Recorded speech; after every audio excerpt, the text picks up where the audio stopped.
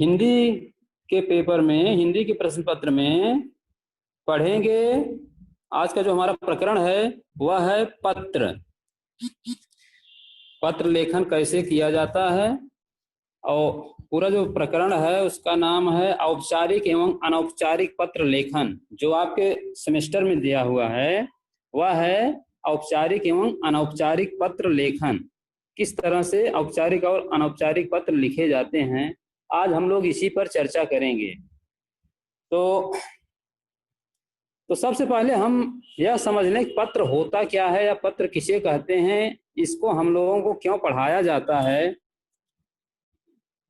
जैसे कि आप लोग जानते हैं कि जो यहाँ आपको बताया जा रहा है वो सारी बातें आपको इसलिए बताई जाती हैं कि वो जाकर आप प्राथमिक विद्यालय के जो बच्चे होते हैं या उच्च प्राथमिक विद्यालय के जो बच्चे होते हैं उनको वो सारी बातें बताएं। तो जब बच्चे शुरू में विद्यालय आते हैं तो उनको बहुत सारी चीजें कहिए या तो ऐसा हम कह सकते हैं कि उनको पढ़ने लिखने संबंधित चीजें नहीं मालूम होती हैं, और कुछ चीजें तो मालूम होती हैं जो घर पे सीखते हैं, लेकिन पढ़ने लिखने की जो चीजें हैं वो उनको मालूम नहीं होती। तो हम ही और आप धीरे धीरे करके उनको बताते हैं। तो उन्हीं में से एक हमारा है कि बच्चों को हम किस तरह से पत्र लेखन सिखाएं। जो पत्र हमारा है वो बच्चे किस तरह से लिखना शुरू करें, तो यह भी हमें बच्चों को बताना पड़ता है। तो बच्चों को बताने से पहले इसको हम लोग स्वयं समझ लेते हैं कि एक जो पत्र होता है उसमें क्या क्या चीजें होनी चाहिए, वो कैसे लिखा जाता है, तभी हम उन बच्चों को अच्छे से बता सकते हैं कि हाँ इस तरह से आप लोग पत्र लिखिए। तो पहले हम यह देखते हैं कि पत्र होता क्या है, पत्र की उपयोगिता क्या है, पत्र कहते किसे हैं। तो जैसे कि आप लोग जानते हैं कि मनुष्य एक सामाजिक प्राणी है, वह समाज में रहता है और समाज में रहते हुए अपने विभिन्न रिश्तों को या इस तरह से कहिए कि जो हमारे सगे संबंधी हैं उनसे किस तरह से वह वैचारिक मेल स्थापित करता है, किस तरह से विचारों का संबंध स्थापित करता है, उसको बनाने के लिए, विचारों के संबंध को बनाने के लिए हम कोई न कोई रास्ता चुनते हैं। मान लीजिए अगर हमारे संबंधी पास में हैं तो उनसे हम मौखिक वार्तालाप कर सकते हैं। अगर पास में नहीं हैं, वो कहीं दूर रह रहे हैं, तो उनसे किस तरह से हम अपना मन की बात को उन तक पहुंचाएं। तो इसका एक बहुत ही अच्छा माध्यम है पत्र। तो जैसे मनुष्य समाज में रहता है, समाज में रहते हुए अपने सगे संबंधियों, मित्रों, परिचितों आदि से संबंध बनाकर रखना चाहता है, इसलिए वह अपने मन के विचारों एवं भावों को, उसके मन में जो विचार और भाव हैं उसका आदान प्रदान करता है, लेन देन करता है, विचार विनिमय करता है।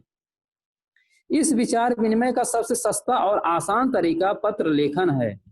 पत्र लेखन एक कला है जिसके द्वारा हम अपने परिचितों के हृदय में अपनी अमिट छाप छोड़ते हैं।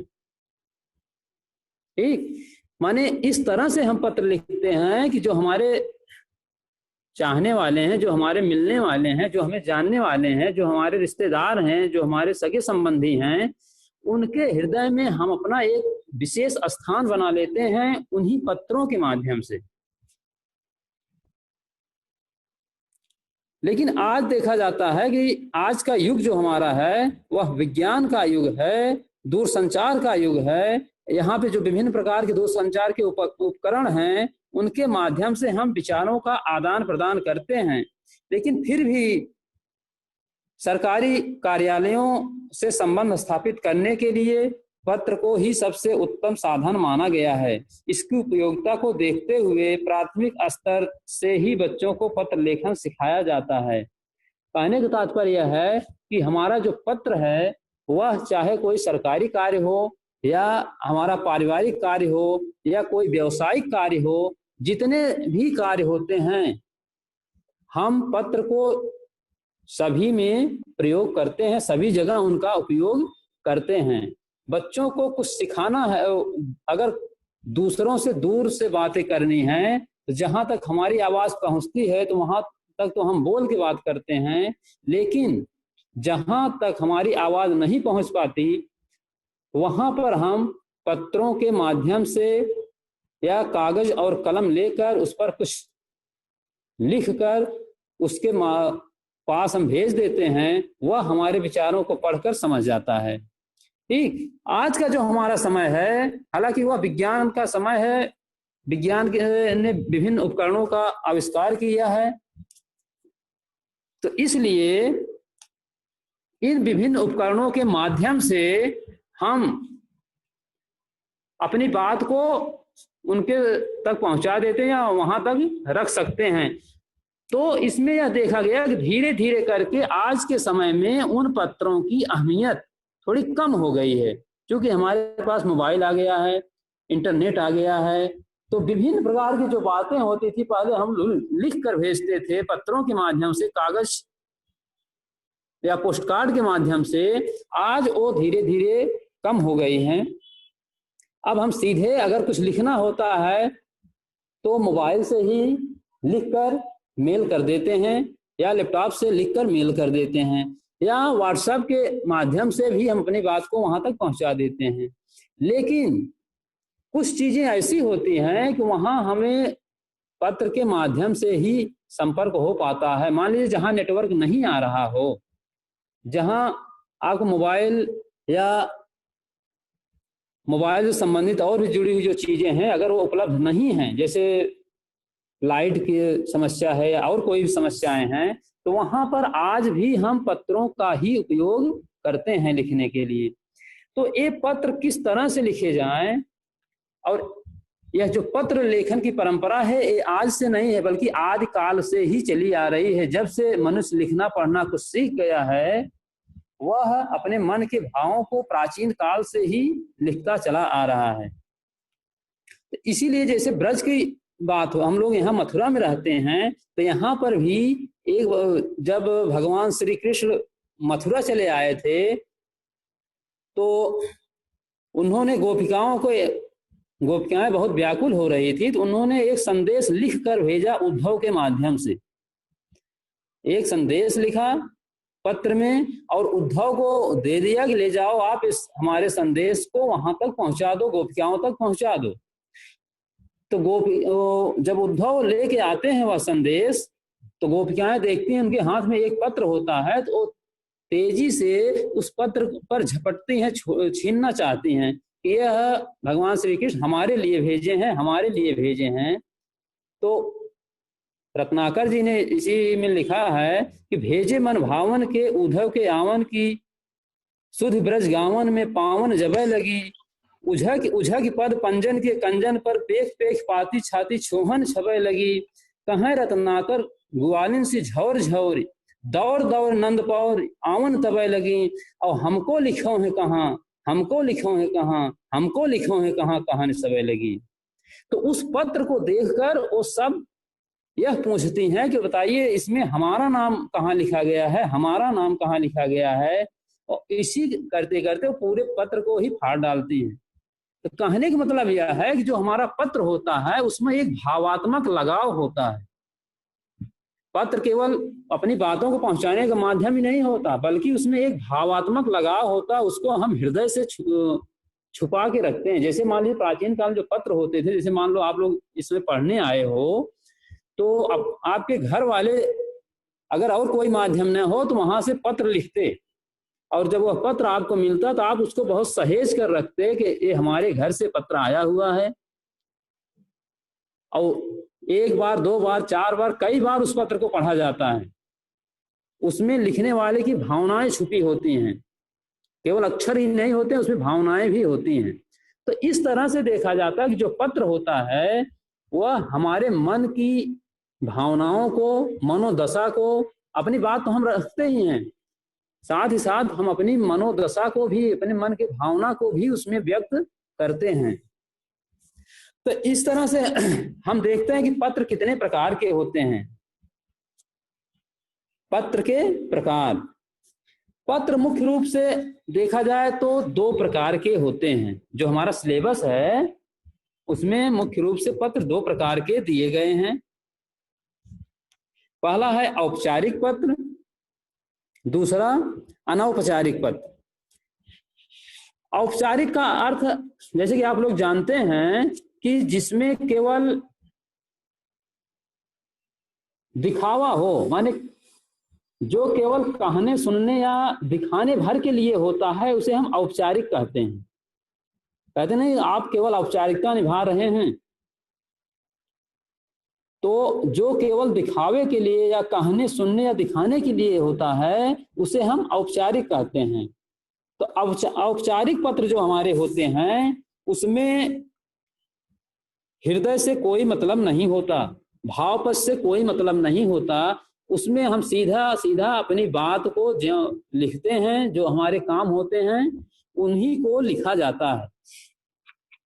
दूसरा हमारा, और इस औपचारिक पत्र में जैसे कौन कौन से आएंगे, क्या क्या आएंगे, जैसे हम मान लीजिए कहीं पर आवेदन कर रहे हैं, नौकरी के लिए कहीं आवेदन करना चाह रहे हैं, तो जो हमारे आवेदन पत्र होते हैं वह भी औपचारिक पत्र के अंतर्गत आते हैं। या जो हमारे प्रार्थना पत्र होते हैं वो भी औपचारिक पत्र के अंतर्गत आते हैं। और इससे जैसे हम कहीं संपादक के यहाँ कोई संपादक हैं, चाहे समाचार पत्रों के संपादक हों या और भी जो हैं, तो अगर हम संपादक के पास कोई पत्र लिख रहे हैं तो वह भी हमारा औपचारिक पत्र होता है। कोई शिकायती पत्र है, कोई शिकायत हमें करना है, तो वह भी हमारा औपचारिक पत्र होता है। तो इस तरह के जो पत्र होते हैं वो औपचारिक पत्र के अंतर्गत आते हैं। दूसरा हमारा है अनौपचारिक पत्र। अनौपचारिक पत्र का अर्थ होता है कि जिसमें केवल औपचारिकता ही न बरती जाए, केवल अपने काम के लिए ही न लिखा जाए या कहने सुनने या दिखाने के भर के लिए ही न किया जाए, बल्कि उसका हृदय से भी लगाव हो या उसमें भाव पक्ष की भी प्रधानता हो, भावना की भी प्रधानता हो, उसे हम अनौपचारिक पत्र कहते हैं। ये जो अनौपचारिक पत्र होते हैं ये हम अपने रिश्तेदारों को, अपने सगे संबंधियों को लिखते हैं। जैसे मान लीजिए कोई पिता अपने पुत्र को पत्र लिख रहा है तो वह अनौपचारिक पत्र होगा, या कोई पुत्र है अपने पिता को लिख रहा है तो वह भी अनौपचारिक पत्र होगा। इसमें औपचारिकताएं ही केवल नहीं होती, जब पिता लिखता है तो उसमें वो अपने मन की, अपने हृदय की भावना को भी समाहित करता है। इसलिए ऐसे पत्रों को हम अनौपचारिक पत्र कहते हैं। जैसे मान लीजिए हम किसी को निमंत्रण पत्र दे रहे हैं, अब इसमें कौन कौन से पत्र आएंगे अनौपचारिक में, यह हम देखते हैं कि इसमें निमंत्रण पत्र आता है। जैसे मान लो किसी को हम आमंत्रित करना चाहते हैं, बुलाना चाहते हैं, कोई हमारे यहाँ कार्यक्रम है, उस कार्यक्रम में हम मान लीजिए किसी को बुलाना चाह रहे हैं, तो वहां पे जो पत्र हम लिखेंगे वह औपचारिक पत्र नहीं होगा बल्कि अनौपचारिक पत्र होगा। क्योंकि जो हमारा इष्ट है, जो घनिष्ठ है, जो परम मित्र है, उसी को हम बुलाना चाहते हैं, तो यहाँ पे कोई औपचारिकता की बात नहीं होती है, बल्कि उसे हम हृदय से चाहते हैं, इसलिए उसको बुलाना चाह रहे हैं, इसलिए उसको हम निमंत्रण दे रहे हैं, तो वहां पे वह अनौपचारिक पत्र होगा। या किसी जो निमंत्रण पत्र हमारा होता है वह अनौपचारिक पत्र होता है। दूसरा इसी में है संवेदना पत्र, तीसरा बधाई या शुभकामना पत्र, चौथा धन्यवाद पत्र। तो ये इसके 4 तरह के पत्र होते हैं अनौपचारिक में, निमंत्रण पत्र, संवेदना पत्र, या माने जो हम अपने रिश्तेदारों को लिखते हैं वो भी पत्र। तो जो रिश्ते नाते में लिखे जाते हैं वो सारे पत्र हम अनौपचारिक पत्र के अंतर्गत मानते हैं। अब फिर इसमें देखते हैं हम लोग कि पत्र के अंग क्या हैं। यह तो पत्र के प्रकार थे पहले कि हमने देखा कि औपचारिक और अनौपचारिक दो तरह के पत्र होते हैं, जिसमें केवल औपचारिकता बरती जाती है, जिसमें हमें अपना केवल काम निकालना होता है, वो औपचारिक पत्र है। और जिसमें भावनाओं की भी प्रधानता होती है, अपने इष्ट मित्रों को या अपने परिवारजनों को लिखते हैं, वो अनौपचारिक पत्र है। अब फिर हमारा है कि पत्र के अंग कौन कौन से हैं, जो पत्र हम लिखते हैं उसमें क्या क्या उसके अंग हैं, ये देखते हैं। तो पहला है इसमें शीर्षक या आरंभ।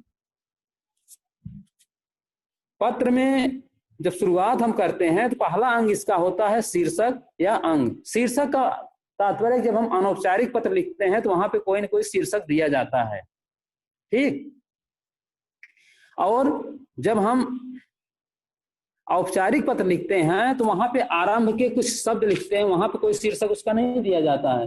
वहां आरंभ जो हम करते हैं तो कुछ शब्द होते हैं, जैसे सेवा में, अब जिसको हम लिख रहे हैं उसका नाम। तो इस तरह के जो हैं वहां से हम आरंभ करते हैं, उसी को हम आरंभ कहते हैं। दूसरा हमारा है संबोधन या अभिवादन, चाहे हम संबोधन कह लें या अभिवादन कह लें। तो संबोधन और अभिवादन में यह होता है कि यह हमें यह ध्यान रखना चाहिए कि हम पत्र किसको लिख रहे हैं। जिस स्तर का व्यक्ति होगा उसी स्तर के संबोधन या अभिवादन का वहां पे प्रयोग किया जाता है।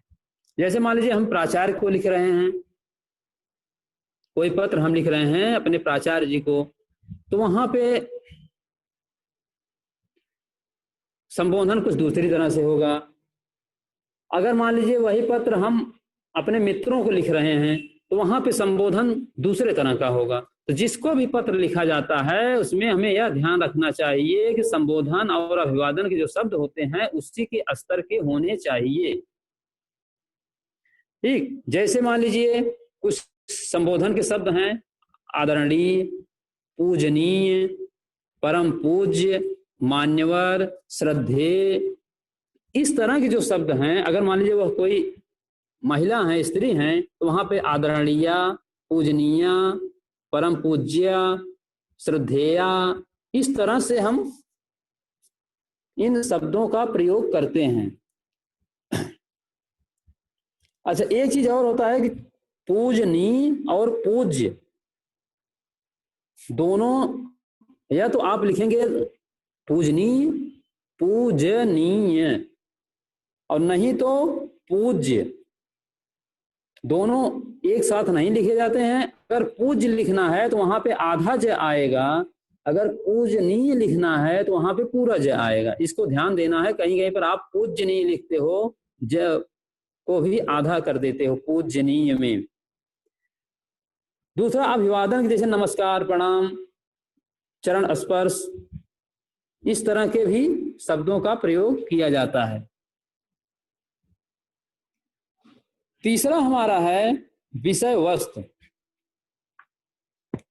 विषय वस्तु ही कहा जाए तो पत्र की आत्मा होती है। जो सबसे मेन होता है पत्र में वह विषय वस्तु ही है। जैसे मान लीजिए हम कोई पत्र जब लिखते हैं तो वहां पे संबोधन और अभिवादन जब हो जाता है तो उसके बाद विषय लिखने के बाद फिर नीचे पूरा जो डिटेल देते हैं जिसके विषय में पत्र लिखा जाता है उसको हम विषय वस्तु कहते हैं। अब विषय वस्तु को हमें विषय वस्तु लिखते समय या उसके विस्तार को लिखते समय कुछ बातों का ध्यान रखना चाहिए कि जैसे विषय वस्तु का जो आरंभ है, जहां से हम शुरुआत करते हैं विषय वस्तु का, जैसे मान लीजिए हम किसी छुट्टी या और किसी कार्य के लिए लिख रहे हैं तो जब शुरुआत करते हैं कि फला फला कारण से आज नहीं आ सकता हूं, तो जो शुरुआत होती है वह बहुत ही आकर्षक एवं प्रभावशाली होनी चाहिए। क्योंकि पत्र पढ़ते समय ही पाठक के सामने या जिसको आप पत्र लिख रहे हैं उसको वह आइडिया लग जाती है कि वो लिखने वाला किस स्तर का है, माने कैसा है। तो इसलिए आरंभ को हम लोग बहुत, या विषय वस्तु का जो आरंभ है उसको थोड़ा इस तरह से लिखें कि वह पढ़ने में प्रभावशाली लगे। फिर उसी में जब आगे बढ़ते हैं तो पत्र में कुछ अपने विचार हम जो रखते हैं तो ध्यान ये देना चाहिए उन विचारों या भावों को हम क्रमबद्ध लिखें। कभी कभी कुछ बात ऐसी होती है जो बाद में लिखनी चाहिए होती है, उसको हम पहले लिख देते हैं, जो पहले लिखनी चाहिए वो बाद में कर देते हैं। तो इस बात का भी हमें बहुत अच्छी तरह से ध्यान रखना है कि अगर मान लीजिए हम वहाँ क्रम का ध्यान नहीं रखेंगे या उसको हम सुव्यवस्थित नहीं करेंगे, पूर्ण एवं स्पष्ट वो नहीं होगी, तो हमारा जो विषय वस्तु है वह उतना प्रभावशाली नहीं होगा।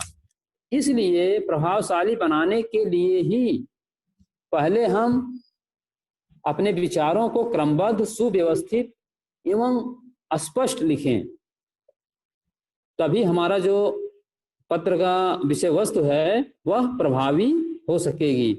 और इसमें एक चीज ये देखा जाता है, जब आप लोग पत्र लिखते हैं तो उसमें कुछ अनावश्यक बातें या अनुपयोगी बातें लिख देते हैं। तो हमें यह ध्यान रखना है कि पत्र का अनावश्यक रूप से विस्तार नहीं करना है, उसमें अनावश्यक बातें नहीं लिखनी हैं। जितनी हमारी काम की बातें हैं या जिस लिए हम पत्र लिख रहे हैं, जिस काम के लिए पत्र लिख रहे हैं, केवल उन्हीं बातों का ही हम वर्णन करें। वहां फिजूल में, फालतू में उन माने पत्र को हम विस्तृत न करें। फिर अंत में फिर इसके बाद अगला चरण जो होता है वो मंगल कामना या धन्यवाद का होता है। ठीक, जैसे मान लो अनौपचारिक जो पत्र हम लिखते हैं अपने इष्ट मित्रों को, अपने सगे संबंधियों को, तो उसमें मंगल कामनाएं या धन्यवाद दिया जाता है जब पत्र खत्म होने को होता है। तो मंगल कामना और धन्यवाद का तात्पर्य यह होता है, जो पाठक होता है उसको यह लगता है कि लिखने वाला हमारा बहुत शुभचिंतक है, हमारा बहुत सम्मान करता है। तो इन बातों से उसको परिचय कराने के लिए या इन बातों को भी उसके मन में पैदा करने के लिए हमें मंगल कामनाएं या धन्यवाद अंत में ज्ञापित करना चाहिए, उसको लिखना चाहिए। और जब पत्र का हम अंत करते हैं तो वहां पे कुछ शब्द होते हैं जैसे आज्ञाकारी, शुभाकांक्षी,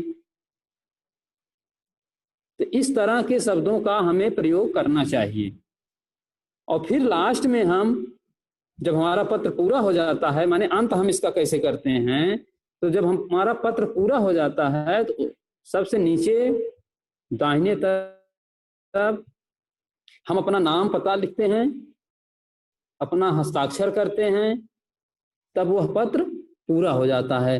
लेकिन ध्यान यह रखना चाहिए कि जब हम वहां नाम पता और लिख रहे हैं तो वहां पे हम अपने पद को न लिखें, या जो हमारी उपाधि है कोई, उसको नहीं लिखा जाता है। जो हमारी उपाधियां हैं, तो इस तरह से अगर हम करेंगे तो हमारा पत्र बहुत अच्छी तरह से पूर्ण हो जाएगा। फिर अब एक चीज देखते हैं हम लोग कि जो पत्र लिखते हैं उसकी क्या क्या विशेषताएं होती हैं। माने उसमें उत्तम पत्र जो हमारा होगा, श्रेष्ठ पत्र जो होगा, उसकी क्या क्या विशेषताएं होती हैं। श्रेष्ठ पत्र की या उत्तम पत्र की क्या विशेषता है? पहली विशेषता यह है कि प्रभावोत्पादकता। जो हमारा पत्र है वह, उसका प्रथम गुण यही है, प्रथम विशेषता यही है कि उसमें प्रभाव उत्पन्न करने की क्षमता हो। माने जब हम जिसको पत्र लिख रहे हैं वह इस तरह से हम लिखें, हमारे द्वारा ऐसा लिखा जाए कि पढ़ने वाला अपने आप प्रभावित हो जाए। उसमें गंभीरता पूर्वक अपने विचार को हम लिखें, जिससे पढ़ने वाला भी हमारी मनोदशा को अच्छे से समझ सके। फिर दूसरा है इसी में संक्षिप्तता और सारगर्भिता। पत्र का मुख्य जो विशेषता है वह यही है कि वो संक्षिप्त होना चाहिए, क्योंकि 5-5 पेज के 6-6 पेज के पत्र नहीं लिखे जाते हैं। एक ही पेज में या आधे ही पेज में हमारे पत्र पूरे हो जाते हैं। तो संक्षिप्तता और सारगर्भिता का पत्र में बहुत ही अच्छी तरह से ध्यान रखना चाहिए हमें। इसमें अनावश्यक बातें न लिखें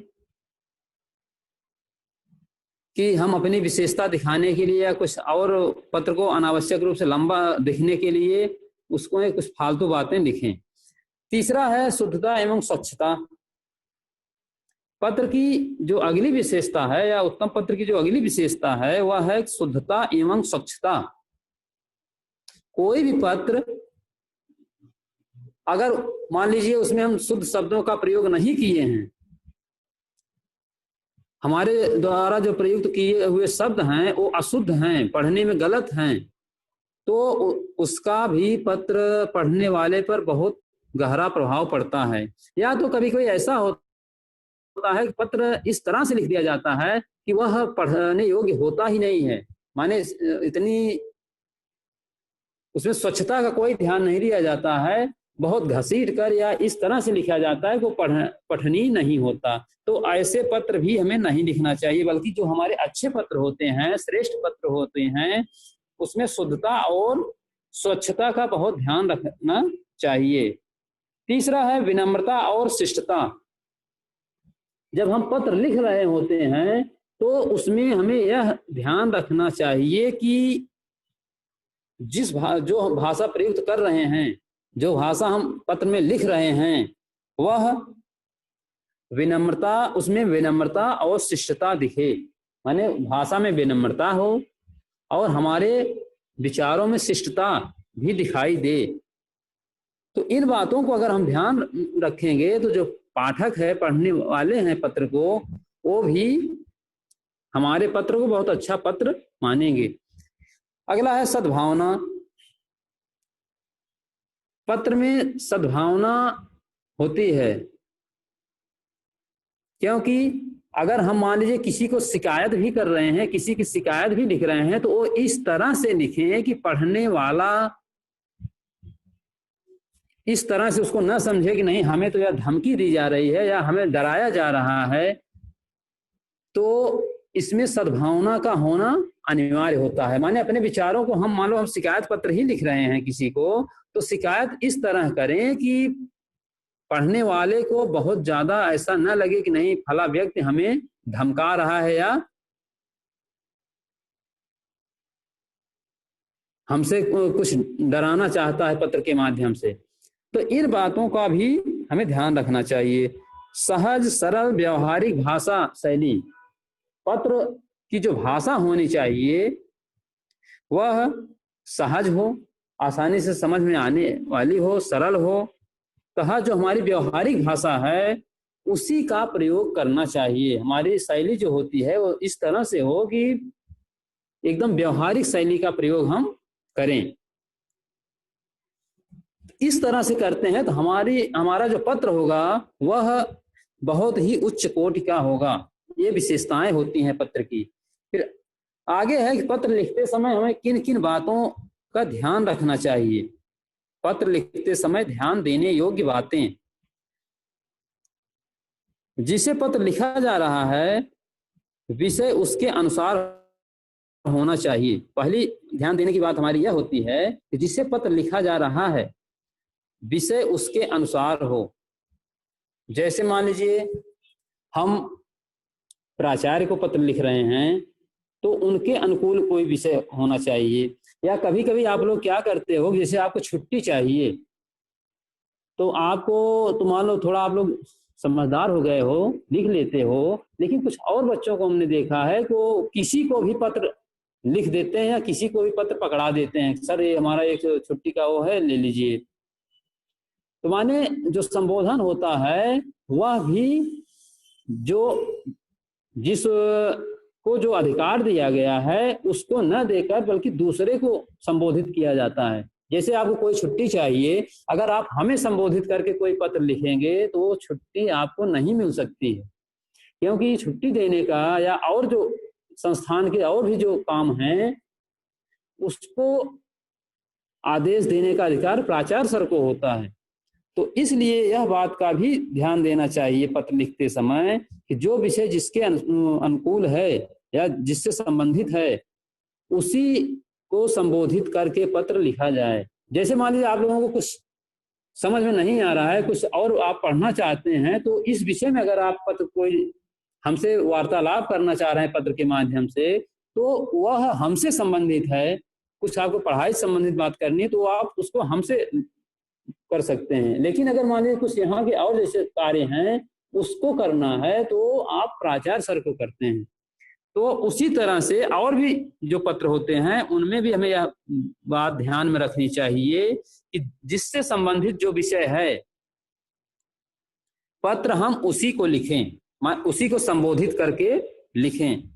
दूसरा हमारा है पत्र संक्षिप्त किंतु अनावश्यक बातों से युक्त होना चाहिए।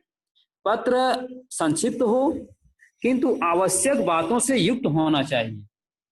जो हमारा पत्र होगा वो संक्षिप्त होना, पहले मैंने बताया बहुत लंबा पत्र नहीं लिखा जाता है, छोटे छोटे पत्र लिखे जाते हैं। लेकिन उस छोटे छोटे पत्रों में हमें यह ध्यान रखना चाहिए कि हमारी जो आवश्यक बातें हैं, जो हम कहना चाहते हैं, वह बात उसमें आ जाए अच्छी तरह से। तीसरा, पत्र में संबंधित शिष्टाचार जो है उसका ध्यान रखा जाए। इसमें थोड़ा टाइपिंग में वो है, पत्र में संबंधित शिष्टाचार का ध्यान रखा जाए। अगला है पत्र की भाषा सरल, सुबोध एवं व्यवहारिक तथा स्पष्ट हो। फिर अगला है कि चिंता, क्रोध या कार्य की व्यस्तता की स्थिति में पत्र नहीं लिखना चाहिए। हमें इस बात का भी ध्यान रखना चाहिए कि जब हमें कोई चिंता में हम मग्न हों, हमें किसी बात की चिंता हो और या हम बहुत क्रोधित हों या बहुत हम व्यस्त हों, तो ऐसी कंडीशन में, ऐसे समय में हमें पत्र नहीं लिखना चाहिए किसी को। क्योंकि अगर हम ऐसे समय में पत्र लिखते हैं तो उसमें पत्र में गलतियां होने की संभावना बहुत अधिक होती हैं। क्योंकि मान लीजिए हमें चिंता या क्रोध है तो उस समय हम अपने मानसिक संतुलन जो हमारा होता है वह कुछ बिगड़ जाता है, हम एकाग्रचित्त नहीं हो पाते हैं। तो इसलिए ऐसी कंडीशन में हमें पत्र नहीं लिखना चाहिए। या तो हम बहुत व्यस्त हैं तब भी पत्र नहीं लिखें, क्योंकि जल्दी जल्दी में जब हम लिखते हैं तो उसमें भाषा जो हम लिखना चाहते हैं वह नहीं लिख पाते हैं। तो इन सब बातों को अगर हम ध्यान में रखेंगे तो हमारा जो पत्र है वह बहुत अच्छी तरीके से लिखा जाएगा और जिसको भी हम पत्र लिख रहे हैं वह हमारी बातों को बहुत अच्छी तरह से समझ जाएगा। ठीक, तो अगर मान लीजिए आप पत्र कैसे, वहां किन किन शब्दों का कहाँ कहाँ पे कैसे क्या लिखना है, इसका एक नमूना आप देख सकते हो। हम कुछ शब्द लिखते हैं सेवा में, फिर वहां पे जिसको लिखा जा रहा है उसका संबोधन लिखते हैं, फिर पता लिखते हैं वो कहाँ का है, फिर आगे कुछ सम्मानित या कुछ ऐसे शब्द लिखते हैं जिसको हम संबोधित करते हैं। चाहे मान लो अगर प्राचार्य को लिख रहे हैं तो उस तरह से संबोधन, या और किसी को लिख रहे हैं तो उस तरह से अलग अलग संबोधन होते हैं। फिर हम अपना विषय वस्तु पूरा लिखते हैं, फिर अंत में अपना नाम पता लिखते हैं और बाएं तरफ दिनांक लिख देते हैं। अब लेकिन कहीं कहीं पर थोड़ा सा प्रचलन बदल गया है, जो नाम पता होता है वो भी हम बाएं तरफ ही लिखते हैं, कुछ पत्रों में इस तरह से भी आता है। तो आप दोनों तरह से लिख सकते हैं। और लिखने का जो ऊपर का तरीका होता है थोड़ा जगह छोड़ के लिखा जाता है। और इसमें जैसे सेवा में लिखा है तो उसके नीचे से भी आप शुरू कर सकते हैं, जस्ट नीचे से प्राचार्य, या थोड़ी सी स्पेस देकर भी आप आगे शुरू कर सकते हैं। तो इन छोटे छोटे बातों को जो हम ध्यान में रखते हैं तो हमारा जो पत्र होता है वह एक आदर्श पत्र माना जाता है। ठीक, धन्यवाद।